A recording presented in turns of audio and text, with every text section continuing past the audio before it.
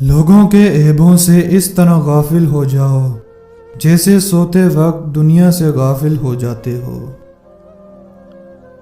جب تمہاری مشکلات حد سے زیادہ بڑھنے لگیں تو سمجھ لو کہ اللہ تمہیں بلند مقام دینے والا ہے۔ اگر کوئی تم سے پوچھے بتاؤ زندگی کیا ہے تو تم ہتھیلی پر ذرا سی ہاک رکھنا اور اسے اڑا دینا۔ انسان کے جسم کا سب سے خوبصورت حصہ دل ہے، اگر یہی صاف نہ ہو تو چمکتا چہرہ کسی کام کا نہیں۔ زبان کا وزن بہت ہی ہلکا ہوتا ہے مگر بہت کم لوگ ہی اسے سنبھال پاتے ہیں۔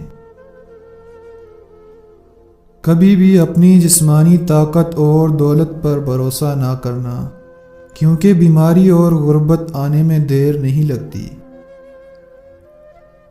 نصیحت دوسرے کے حال پر غور کرنے سے حاصل ہوتی ہے۔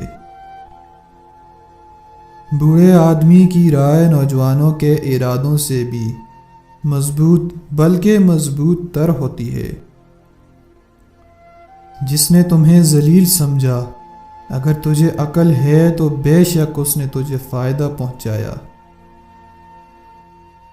جو تمہارا غصہ برداشت کرے اور ثابت قدم رہے تو وہ تمہارا سچا دوست ہے۔ صبر کی دو صورتیں ہیں، جو ناپسند ہو اسے برداشت کرنا اور جو پسند ہو اس کا انتظار کرنا۔